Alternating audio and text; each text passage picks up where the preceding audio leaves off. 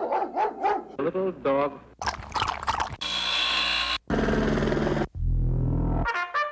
Two.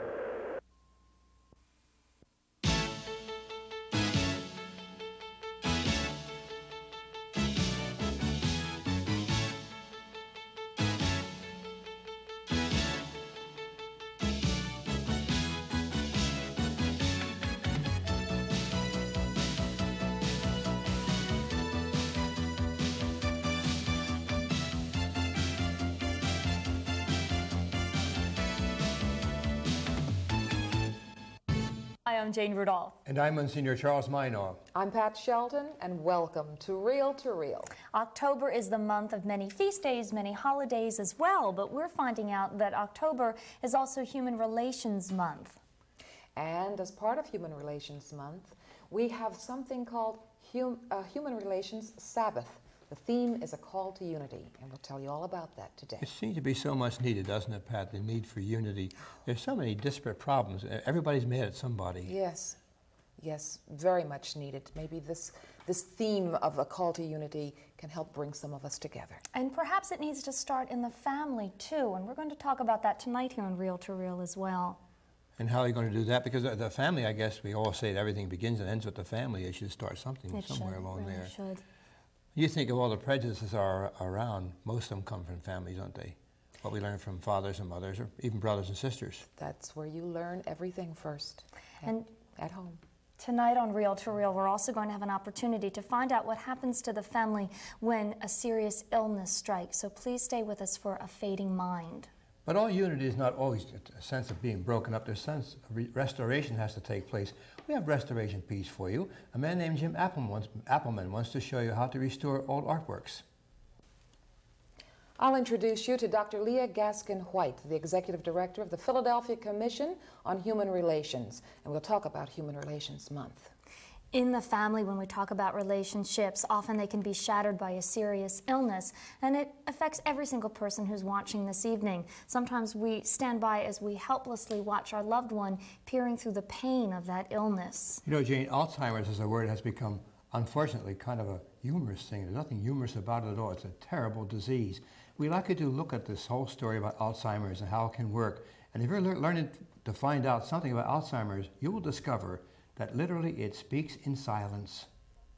Saturday, December 30th, 1978. So far, Grandma Siegel's not getting any better. I still can't make any sense out of her, and she's not even 55 yet. So long. For several years, Alzheimer's disease has been a much discussed and somewhat controversial topic among neuroscientists. The progressively debilitating and fatal disease is now the fourth leading cause of death in the United States and affects an estimated 2.5 million people. Alzheimer's knows no social or economic boundaries and affects men and women almost equally. Most victims are over the age of 65. However, Alzheimer's can strike people in their 40s and 50s. There's no detectable or predictable way of knowing who'll get Alzheimer's, but studies have shown that the disease is hereditary. I'd have to say that no one actually knows what Alzheimer's disease is, that for some unknown reason, there is a spontaneous degeneration of the nerve cells of the brain. There are many symptoms. The most common is memory loss early in the course of the illness. But we know from our clinical studies that there's also an impairment of language, that the patient's ability to be oriented in their environment is compromised early on. And we know that there are a variety of psychiatric syndromes, such as delusions and mood changes that can occur in the course of Alzheimer's disease. Viola Siegel was in love with life and the bounty it offered. She gave with joy, and that joy was her reward. She was a loving wife, mother, and grandmother. Today, Viola sits at home in a wheelchair, the victim of Alzheimer's disease. She's so opposite of someone that would get sick. She's so healthy and great looking and such a nice person. And I mean, all she did was love, I mean, she loved the ants that walked on the ground. Certain incidents stick in my mind about that kind of point out, like, the phases of her disease. Like, at first she was just forgetting to stop at a red light. And then I remember it was like she would be fine one second and crazy the next. I remember, well, there was a time when I guess it was the period when she stopped remembering our names that I just was upset and would just cry about it, I guess. When she got Alzheimer's, no one explained anything. No one,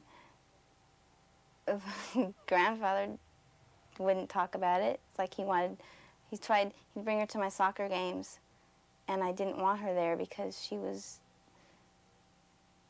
couldn't handle it. I got scared when she was there, and I was embarrassed when she was there because which is really, I feel bad saying, but it's true. I was embarrassed that she was acting like a senile old person at my soccer games, and she didn't look like a senile old person. She looked like this beautiful, healthy person. Alzheimer's disease devastates not only its victims, but those who love them. It's like a thief who returns night after night to the same home, slowly turning a loved one into an abandoned house.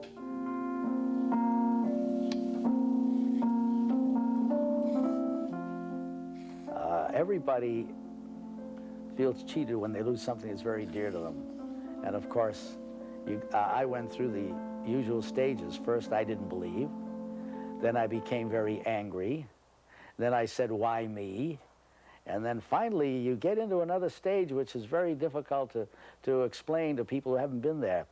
What happens is you're tied to the person so totally, 24 hours a day, 7 days a week, that you finally wish you could get out of that situation. You're like in a prison. And so is the patient in prison, but they're walking on death row. Alzheimer's kills twice, first mentally, then physically.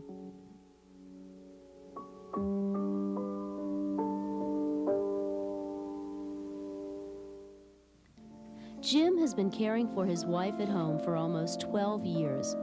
In fact, about 2/3 of all Alzheimer's sufferers are being cared for at home. For the patient, this can mean the security of familiar surroundings, friendly faces, and one-on-one acknowledgement. But for the caregiver, that once friendly face no longer exists. The world I live at home is not a home life anymore, because a home life is sharing with somebody, and of course I can't share with my wife anymore. Really, she is in her own little world, and she is in a nursing home. I've converted my home into a nursing home, essentially. I still live there, but it's her place where she is taken care of. And I'm almost like a part-time visitor there, because we have no home life together anymore. I have lost her.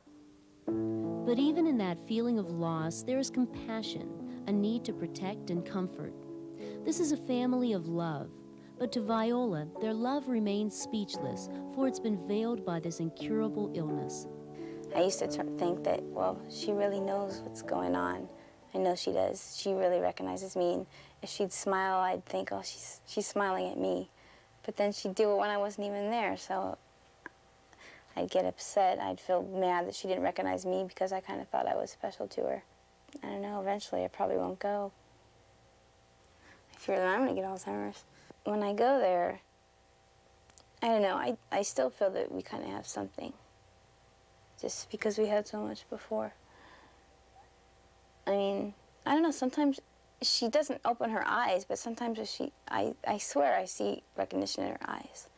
I don't know if I'm imagining it or wishful thinking, but I still have hope for her. Even if sometimes I know that it's kind of ridiculous. I used to think, well, I'll go put a crystal around her neck and that'll make her better. But I never did it. And I still think sometimes that she can come out of it. I wish, and I'm hoping, that someday there will be a magic pill discovered that will eliminate this. I look sometimes around me and say, you know, tomorrow morning I'm going to get up, my wife's going to walk into the room and say, hi, Jim, time for breakfast. I still have that dream. Of course, it's a fantasy, but at the same time, it does exist, and it'll never go away. She's in her own little world. And I feel that it's a different world I can't visualize. I don't know what goes on in her mind, and I have to, I fall back to a great extent on memories, as to what it used to be. We had a lovely marriage, and we're great friends, and we were together most of the time. I define Alzheimer's as losing your mind, losing anything that you've gained since birth. You go backwards and you're back to what you had when you were born. Only a baby can communicate and you can't. I don't want to remember her like this. Viola's family will forever ask the question, why?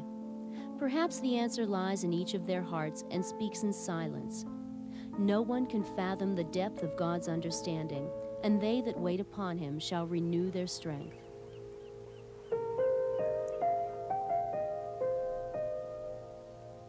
It would be a sad thing if family and loving ones were not able to consolidate themselves in their relationships in the face of sickness like that. But we must do this and must pray for those who deal with such a sickness. And please plan on dealing with us tonight here on Reel to Reel, because we have much more to come.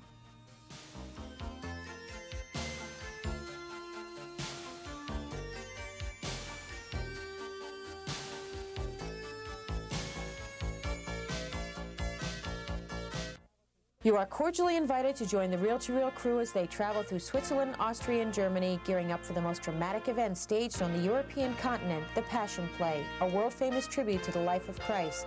At Oberammergau, you will witness live on an enormous stage the events that actually happened to Jesus during his week of Passion, performed by a cast of over 1,000 professionals.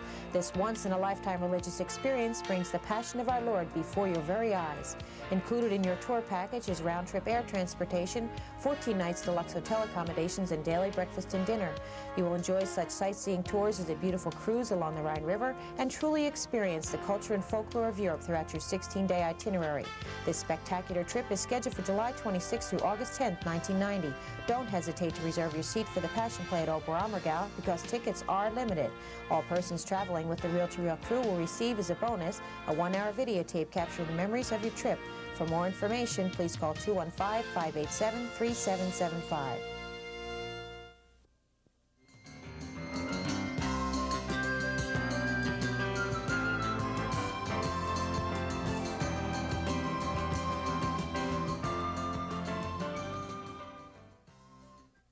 Our very special guest this evening is Dr. Leah Gaskin White, the Executive Director of the Philadelphia Commission on Human Relations. Welcome, Dr. White. Thank you. Dr. White, this is Human Relations Month in Philadelphia, isn't it? Yes, it is. And I understand there's a very special weekend coming up to highlight the month. Won't you tell us about it? Yes, delighted to. The weekend that's coming up is called the Human Relations Sabbath, and it's an opportunity for people of various religious persuasion to recognize the necessity for all of us to look at the moral issue and the moral base of good human relations. And even though this is the city of brotherly love and sisterly affection, we still have to live up to that name. Absolutely. What is it that the Human Relations Commission and a subcommittee, I remember, the Interfaith Support Group? That's correct. What is it that the Interfaith Support Group and the Human Relations Commission wants us to do? Well, we're really honored that we have members of the various judicatories working with us in the Interfaith Support Group. On the 5th, which is this coming Thursday, members of that group are inviting members of the Philadelphia community to be with them as they talk about how ludicrous it is now to even engage in racism, how we cannot as a city afford to be discriminatory to each other. They will be holding a worship service at the Meeting House for Friends at 5th and Arch, I believe, at 12 noon to really denounce racism and discrimination and to send forth a call for unity for people from different religions to not focus on their differences, but on the similarity and on the one call we have to treat each other in a very just way. So that'll be like a public prayer service. Worship service, yes. On Thursday, October 5th. Right, at 12 noon at the Meeting House for the Free Friends Society. I think it said 5th and Market, I think. Fifth and Arch? Fifth and Arch. I hope so. I hope so. Okay, and that's the sort of the kickoff of Human Relations Sabbath. What happens next? Throughout the month, we will be working with people to reinforce whatever they're doing to improve human relations, because I really want to say that good human relations is everybody's business, everybody's responsibility. We will be honoring Judge Juanita Kidd Stout and Reverend Henry Nichols at a luncheon on the 11th, because certainly they are two individuals who worked very hard to enhance the quality of life in the city of Philadelphia. And we will be supporting the Kensington Rally, community rally, which I believe is scheduled for the 21st, where members of the Kensington community will be calling upon Philadelphians to join with them in denouncing racism. All right, and I understand you want the ministers in the different faiths to address their congregations that weekend too along these lines. What exactly will we be expecting to hear? We would expect that whether you worship on Friday, Saturday, or Sunday in a church, synagogue, or temple, that you will take the opportunity to inform the members of your congregation of the responsibility of each of us to respect each other, to treat each other in a just manner, and to work with the congregation to keep the theme of human relations lifted up throughout the year. And the events of 1989 have really underscored the importance for such a weekend. We've had a rough year in Philadelphia, haven't we? Well, we're at the point where we must depend greater upon the church to remind people of the humanness of one another, and to preach the kind of sermon or use the kind of text or lift up the kind of word that compels the human heart to be more compassionate in its interaction with other hearts. Yes. So that's where we are. This is a good weekend coming up. If you haven't been to church for quite a while, or synagogue or temple, come this weekend. There's a very important message waiting for you on Unity Sunday. Thank you, Dr. White, so much for being with us this evening. Thank you very much. And and now, oh, they're calling this Unity Sunday, aren't they? That's right. Very that's appropriate. Right. Unity Sunday. Our guest has been Dr. Leah Gaskin White from the Philadelphia Commission on Human Relations. The work of the Philadelphia Human Relations Commission and the Interfaith Support Group will probably go down in history. But coming up, we have a story of Mr. Jim Appleman. Jim is a local artisan who has devoted his life to the preservation of religious history locally and throughout the world. Jim Appleman is an antique furniture repairman and refinisher from St. Michael's Parish. He was 12 years old when he started his apprenticeship in a local furniture shop, although he learned most of his trade working 12 years for the Wheelwright and Folger Company in Hanover, Pennsylvania. Jim then returned to Philadelphia as a self-employed furniture repairer and a talented artisan for our local churches. But I always had an admiration for churches, of statues. Of course, I felt as a closeness to God, and with the Virgin Mary as doing the work for God. And that's why I really enjoy doing this. Not for the money part of it, but as a religious purpose, as a sacred thing to me. Jim has restored statues of angels, shepherds, and the Virgin and the Christ Child, all having sacred value. With the help from Val Jablonski, Jim was able to restore this Virgin Mary statue. I work with the Holy Name Parish. I did the repair works on the Virgin Mary statue, which it had the chips and fingers were broken, and which I really enjoy, but it's a lot of time consuming in these statues. And then there's another church which I worked with, the Immaculate Conception Church. I did some repair work on that and restoration on the Virgin Mary. St. Michael's Catholic Church, which is on 2nd and Jefferson Street. I had taken almost a year and a half to do those, but that was a lot of work because of a lot of water, moisture damages and everything else. And just the angels, they had 2 small angels, which is on the crypt, which took a period of almost 6 months because of the moisture damage. Jim worked on the manger for months, so it would be completed by Christmas in 1987. A member of the National Blue Army in Washington, New Jersey, Jim has worked on statues from around the world, one being the Sacred Heart of Portugal. The Sacred Heart that fell was totally damaged. That was in about a couple hundred pieces, but it took me quite a few months to repair the Sacred Heart, but it's back together. He also worked on the Pilgrim Virgin of Haiti statue that was blessed by Pope Paul VI. That's the statue that went back to Haiti. Now that statue was supposed to shed tears. The Haiti statue isn't the only piece that has been blessed. Jim received a letter from the Pope saying he blessed his work from the pictures he sent him. He also met Cardinal Kroll after receiving a letter of appreciation for his contributions in preserving the history of our churches. Jim is currently working on a statue at St. Boniface Church on Diamond Street. This beautiful life-size statue represents the Mother of Sorrows with the dead Christ on her lap. This reproduction of Michelangelo's Pietà, or the Pity, was produced by Frac Brothers of Paris and brought to the United States in 1876 for the Centennial Exposition in Philadelphia. Mr. John Limpert Fisher, a member of St. Boniface Parish, bought the statue at the exhibition for $180 in gold. Captivated by its beauty, he presented it to St. Boniface Church. It's taken a lot of work because of moisture damage and everything else.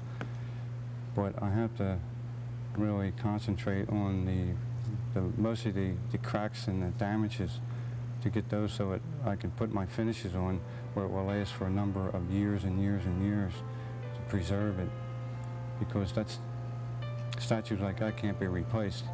As you can see here, you can see where the white materials I'm using here to smooth out after using certain epoxies and boring holes and putting certain pins in there. Okay, as you notice, I'm doing some of the repair work on the facial part here, which was slightly bubble chips and everything else on from the moisture damage. I'm slowly repairing this and doing the same procedure which I did on the fingers. If I can get a hold of these statues before they get worse, I can preserve them a lot better, because you can take away the dirt and everything else and repair the chips and the splits using different types of finishes. And this can preserve a lot of this, and it preserves the history and value of it, which in years to come it could last another 100, 200 years or maybe more. Jim will also be working on the Virgin Mary statue in the front of the church and the crucifix that hangs in the vestibule, which is believed to have been donated by Mother Catherine Drexel's family. Yeah, I feel great. I just feel it's like an honor of doing the work, preserving the history of it, because there's not too many people can do this, you know. But in my type of work, I enjoy like preserving what's on there and try not to make it look brand new again, you know. But the most thing is preserving it so that it will stay that original look all the time. Even Michelangelo's famous Pietà had to be repaired several years ago when vandals attacked it. It almost looks as good as new, so obviously Jim shares a rich tradition. Well, you know, the beauty about art is it has integrity and unity, so you better stay with us to show your integrity.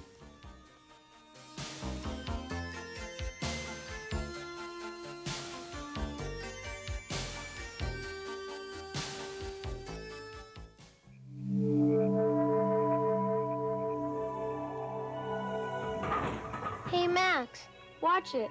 Sarah's mom might hear us. So how old did you say this stuff was? It belonged to my great-grandparents. It's almost 100 years old. Pretty neat. What could have made these people so angry? Homeless. Gosh, to think some people really didn't have homes. Hey! Look at this one. Oh, that's the bomb. That was something real bad, wasn't it? Sarah, could this thing kill us? Oh, no. All of the people got together last century and got rid of all of the bombs, and there aren't any left. Let's give the future back to the children. Oh, look at this.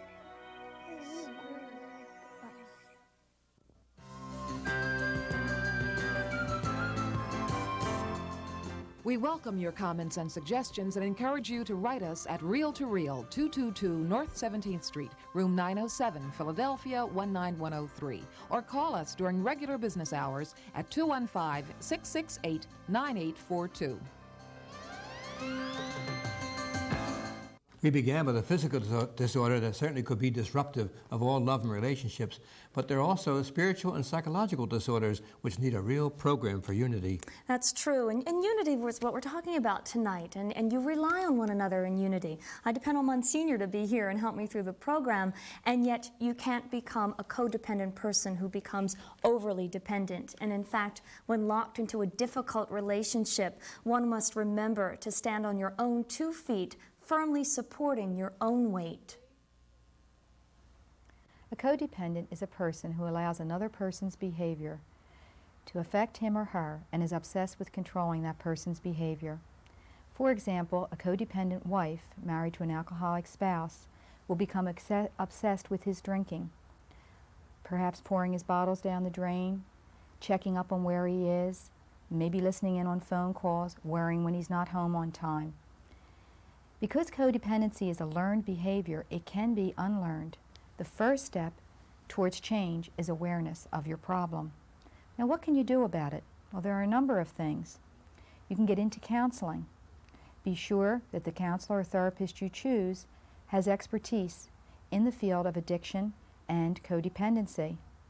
Secondly, seek help through a 12-step program, such as Al-Anon or Adult Children of Alcoholics. Remember that you need recovery as much as the addicted person, because the problem is your fear, your anger, your anxiety, your depression, your resentment.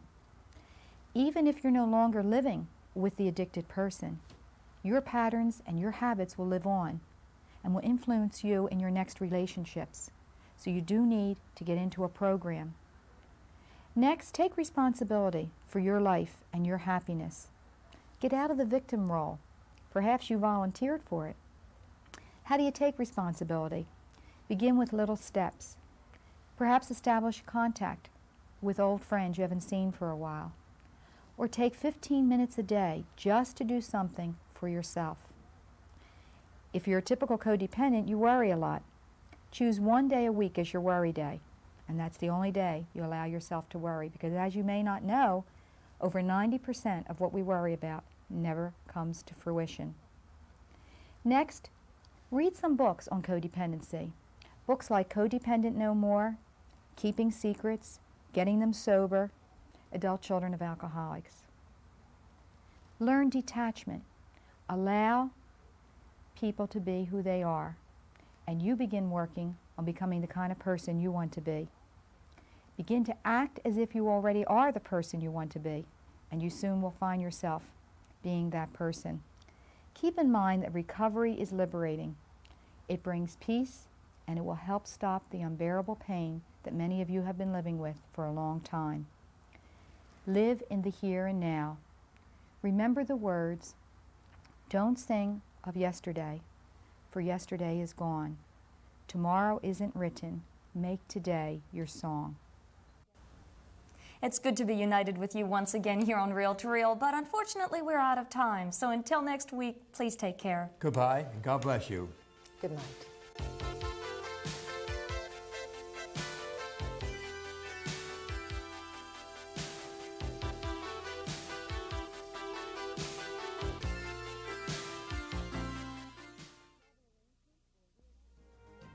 Travel arrangements for Reel to Reel by Atkinson and Mullen, Newtown Square, PA, 215-359-5980.